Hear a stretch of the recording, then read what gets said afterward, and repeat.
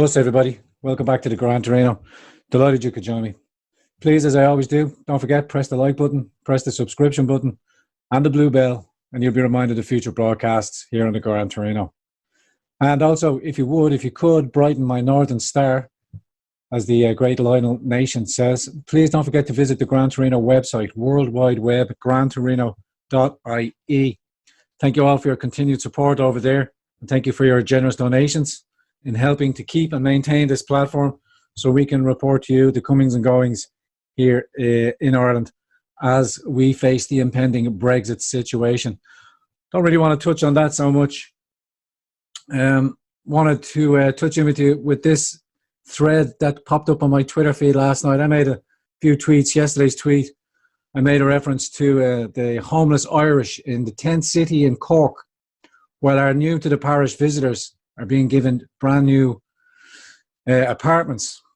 And it just seems that the cozy cabal of the political and the NGOs and the media are in strict collusion to keep this narrative and keep these plantations. It's the only way I can describe them. These new plantations being visited upon Ireland yet again. And with that theme in mind, I want to run you through this thread here from a Twitter follower of mine, Cobra. And it's in relation to Minister Stanton and Minister Ring's visit to Ballyhaunis in Mayo. Let's have a look at that over here. Ballyhaunis held up as an example of a town that has embraced diversity. This from Jack Power on October the 18th, just gone, 2019. Ballyhaunis is a positive example of a rural town that has embraced diversity. Minister of State for Immigration and Integration, David Stanton, has said, the County Mayo town was found to be the most diverse in the country in the 2016 census, with migrants from 20 different ethnicities making up more than half the population. Ballyhaunis is indeed a town that has embraced diversity in a positive and inclusive manner, Mr. Stanton said, speaking at an integration seminar in the town. His comments come as several towns and villages have recently opposed direct provision centres housing asylum seekers being located in their areas. Locals in Oughterard, County Galway, and Rooskey in County Roscommon have protested proposed plans to open direct provision centres in their areas in recent months, holding large public meetings and marches. The controversy in Oughterard led to the developer pulling out of this decision to have a former hotel reopened as a direct provision centre in the area. The country's 38 direct provision centres are currently at full capacity with 6,000 residents, while a further 1,400 asylum seekers are in emergency accommodation. There are about 800 people in direct provision who have been granted status to remain but are unable to leave due to difficulties finding housing. Ballyhaunis has a direct provision centre catering for around 500 asylum seekers in the small town since 2000. On Friday, Mr. Stanton, Minister for Rural Affairs, Michael Ring, attended the integration event. Ballyhaunis has been a destination for migrants from a variety of countries over many years and has enjoyed a successful history of intercultural engagement. Remember that phrase, Mr. Stanton said. The event, which heard from speakers such as former Cork senior hurler and footballer Sean O'Halpin, was organised by the Department of Justice and the Department of Rural and Community Development. Speaking at the event, Mr. Ring said, Ballyhaunis is a tremendous example of a mixed community living, working and cooperating together in create a fantastic place for people to live and bring up. Cobra continues, this is the official press release of the event from the government website. In the section where all of Ballyhaunis interculturalism positives were to be listed, lay a half-finished, abandoned sentence. So we'll have to have a look for other examples of ourselves. But I'll just show you here quickly the parts here. It says residents of the migrant origin from 20 separate ethnicities comprised 60% of the population of Ballyhaunis. The growth of the town and the diversity of the locals has contributed to a spirit of tolerance and mutual respect between the many, many ethnic groups in the community. Ballyhaunis has had an overall positive experience of interculturalism. Catch this out, interculturalism. The word wizards are at play. The arrival of young people and families has grown the population in the area and has also led to crickets. I've seen that there. If you go look at the link on the official website, it's actually there. The sentence is not finished mid-sentence and they just carry on. Perhaps an editorial mistake, you might say, but we crack on. Stanton tells the crowd that the Ballyhaunis has enjoyed a successful history of cultural intercultural engagement. Like this one. In 2016, a local woman from the town befriended an African staying at a direct provision centre in the town. He then raped her. Man jailed for raping former girlfriend in Mayo by Declan Brennan. A Mayo resident has been jailed for 5 years for raping his former girlfriend. The 25-year-old man, who cannot be named in order to protect the victim's anonymity, pleaded guilty to the rape of a woman in Ballyhaunis, County Mayo, on January 10, 2016. Passing sentence at Dublin's Central Criminal Court today, Mr. Justice Patrick McCarthy took into the account the very serious effects of the offence on the victim and commended her strength of character. He noted that the accused man, an African national, had very difficult circumstances as a child and had not been in trouble in Ireland before. He noted that the man's application for asylum had been rejected and was currently under appeal. Hence the nonsense of our asylum-seeking process that 80% of claimants are refused entry and are told to self-deport. But I think true ministers, and you can check me, I'm open for correction, there are an estimated 125,000 illegal migrants in Ireland as we speak today, with no effect, only issues to self-deport. What are they then going on to do? Who knows? PPS number, driver's license, get a job, crack on, you're here illegally. But the state doesn't seem to want to act on that. And because this man had not been in trouble in Ireland before, he was given preferential treatment for some reason. The article continues. Mr. Justice McCarthy said that he took into consideration the man's plea of guilty and that the fact that he would serve his sentence as a foreign national in an Irish prison. Boo, biddly, who? Sorry about you.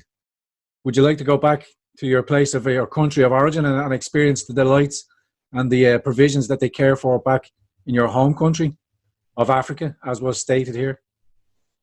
The court heard that on the night of the attack, the man was out with a number of others, including the woman with whom he was in a casual relationship.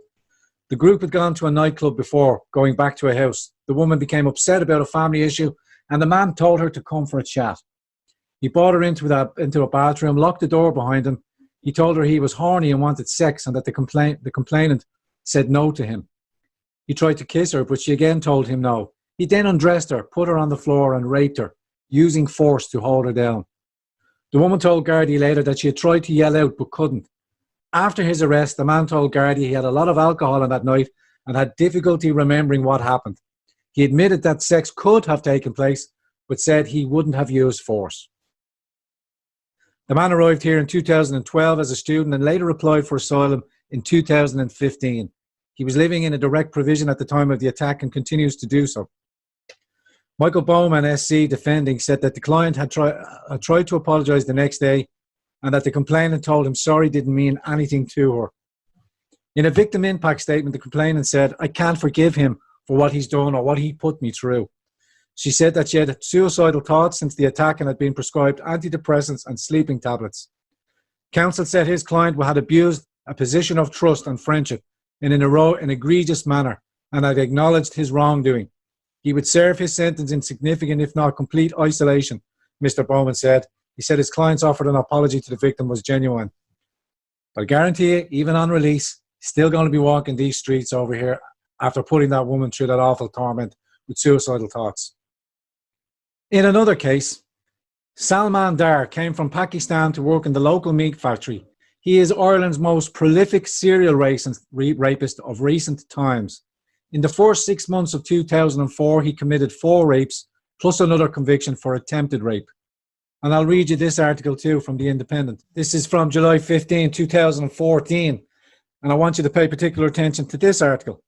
Rapist admits 2 more attacks on women as they walked alone. A university professor's son who is serving a prison sentence for a series of violent rapes has confessed to 2 more attacks on lone women. Pakistan-born Salman Dar, 33, targeted blonde-haired young women walking alone late at night. He would follow them before beating them and raping them. He is serving a 15-year sentence for viciously attacking and raping 3 different women within a 6-month period in 2004. But the Central Criminal Court heard that Dar contacted Gardaí from prison to say he wanted to confess to 2 more sex attacks carried out within the same 6 months. He told Gardaí, "I had no plan. If opportunity presents, I'll attack." He said he had gone out on each of those nights and he would pick out somebody to target. Dar, formerly of Abbeyview, Ballyhaunis, County Mayo, would travel to Dublin to carry out the violent rapes. Previously, Dar pleaded guilty to raping 3 women on dates between February and June 2004 at 3 locations in Dublin City, near the Phoenix Park, in the Smithfield Market area, and on Jervis Street. Those 3 victims, a 29-year-old Irish woman, a 23-year-old Polish woman, and a 23-year-old Mexican woman, were all blonde-haired and walking home by themselves in the early morning when Dar approached and attacked them. Now he has admitted 2 more attacks, bringing the number of victims to 5. He pleaded guilty to an attempted rape at Ranelagh in March 2004. He also pleaded guilty to rape and sexual assault at the Singe Street on May 23, 2004. Caroline Cummins, BL prosecuting, said Dar was a predatory sex attacker who ambushed his victims on their way home in Dublin. The court heard Dar's family lived mainly in Canada now. His father works as a university professor and his mother works as a gynecologist. Sergeant Seamus Dalton said one of the victims noticed Dar following her and then walking faster. As she walked faster, she decided to run to her nearby apartment and he ran after her. She reached the main door, but he was right behind her and he pushed her down onto a nearby flower bed. But when she began screaming, he punched her 3 times in the face and head, put his hand over her mouth. Another victim had tried unsuccessfully to get a taxi home from Dublin city centre at around 4:30 a.m. and ended up walking. She was at her flat with her keys in the door when Dar pushed her from behind. He told her he wanted sex and that she tried to push him back out and started to scream. Dar punched her in the head and face with his closed fist. The victim said she was so frightened she couldn't breathe and was afraid Dar was going to kill her. Mr. Justice Paul Carney adjourned sentencing to next Monday in order to assess the evidence and mitigating factors. He said that he would be willing to consider suspending any sentence on condition that Dar be deported immediately after his current sentence expires. Felix McElroy, defending, said his client decided to contact Gardaí after 4 years of psychological therapy. He said Dar was a postgraduate computer science student who came from a respected and prominent family in Lahore, Pakistan, and arrived in Ireland in 2004. Counsel said his client was diagnosed with a neurological condition at the age of 11. Since Salman was forced to commute to Dublin for his intercultural engagements, Stanton could have argued that in this case the women of Ballyhaunis were not embracing diversity enough, but he decided not to bring it up. Needless to say, the townsfolk are worried about Stanton enriching the town even further. Even Tidystown's committee secretary is echoing right-wing talking points. The indigenous population is coming close to being the minority and the social cohesion of the town is under threat. And links to this clip from the Mayo News article. This is on the 1st of December 2015, in which Mary Donnelly is actively involved in community organisations as Secretary of the Community Council and Tidy Towns and Treasurer of the Abbey Partnership. Miss Donnelly, who is also Parish Secretary, feels the town cannot cater for more refugees. There are over 200 asylum seekers in direct provision centre in the Old Covenant in the town. Whilst Ballyhaunis has also a large Asian and Eastern European communities, there is such a mix of people from different backgrounds, I'm not sure Ballyhaunis is in a position to take many more refugees, Mary Donnelly told the Mayo News. The indigenous population is becoming close to being the minority and the social cohesion of the town is under threat, added Miss Donnelly, who argued that migrants don't take as an active a part in the social economy of the town as the traditional community. However, Natalia Pestova of Mayo Intellectual Action said that while good work was being done, a more coordinated approach is needed for integration of new arrivals into the community. I would suggest switching off the tap, closing the doors, removing illegal migrants that are here, and deporting to ease pressure on not only the labour market, but the housing market. In the year to May, the most expensive Air Code household dwelling purchases was D4, there's a surprise, with a mean price of $795,000, while the least expensive, down here at the bottom, over the last 12 months was F-35 Ballyhaunis, with a mean price of $74,213. Since only 28% of children in the primary school are native Irish, sounds like the natives are leaving just as fast as they can be replaced. It's not like we didn't see this coming. In 2004, it reported on baby boom among Muslim population in Ballyhaunis. The Pakistani meat factory boss predicted before long, Muslims will comprise more than 50% of the local population. And just a headline grab there on the Irish Times article, a baby boom among the Muslim population in Ballyhaunis, County Mayo, where up to 30 infants are being born every year. And the thread finishes off here. Considering Ballyhaunis' historic roots, an Augustinian monastery was founded there in 1348. It's difficult to understand why Stanton and Ring would celebrate the erasure of its Irish identity and the disappearance of its people.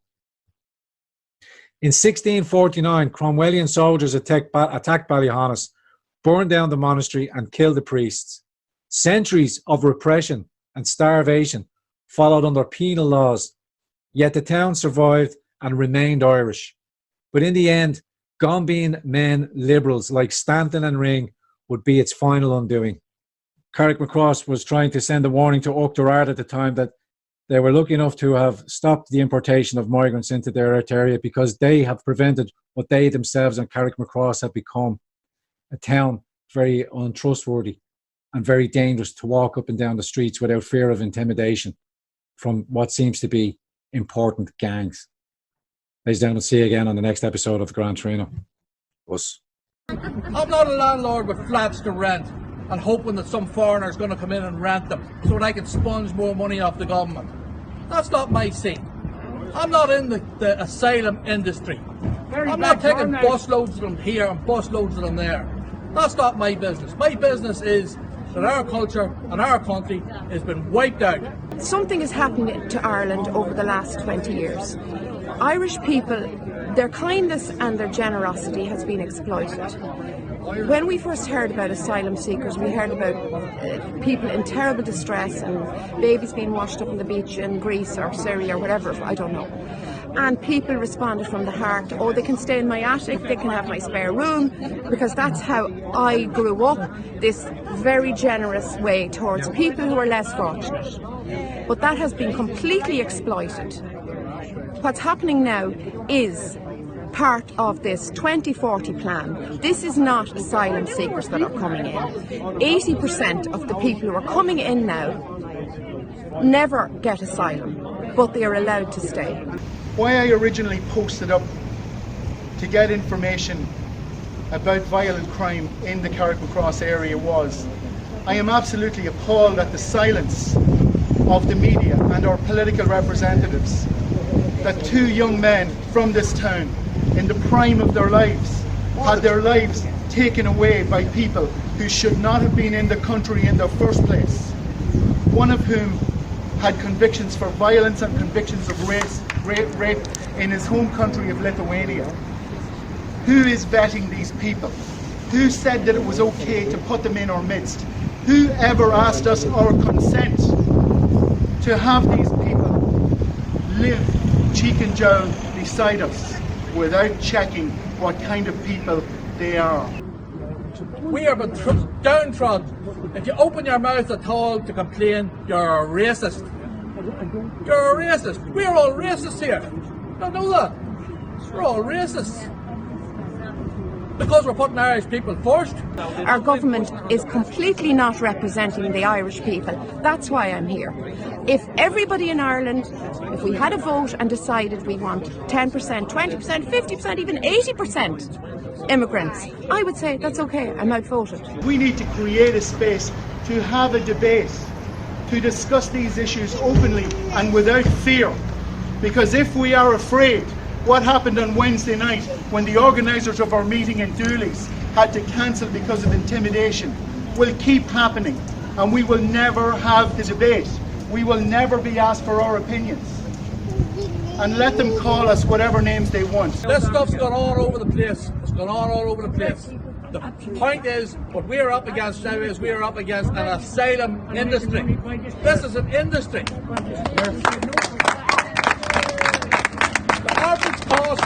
The average cost of appeals for an asylum seeker is 48,500 quid for a fake UG.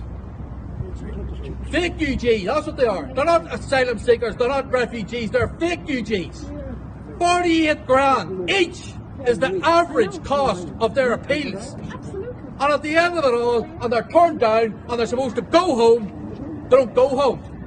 They go down and rent a flat, sponge, don't go home. Let's hang around and intimidate the locals. Let's form a gang and go in and rob shops. This is what you're up against. There's nobody to say, hey, it's time you went home. You know, I see Leo Varadkar and Simon Coveney sycophantically bowing and scraping to the bureaucrats. Yes. And their answer to this will be to bolt locks onto the door that's lying on the ground after the horse is long gone from the stable. It's a lot easier to prevent. An ounce of prevention is worth a ton of cure. And we are midway through the process where prevention is no longer an option and cure may not become an option in the future. Because the cure that Leo Varadkar has in mind for us when he's living in the south of France and doing his big job for the United Nations is that our children may well be in civil conflict for their very existence. The only thing is they will be in a minority at the time.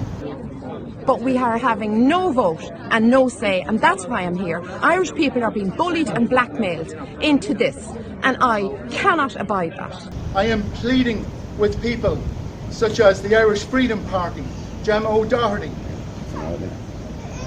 Ben Gilroy, Herman Kelly, the Irish National Party.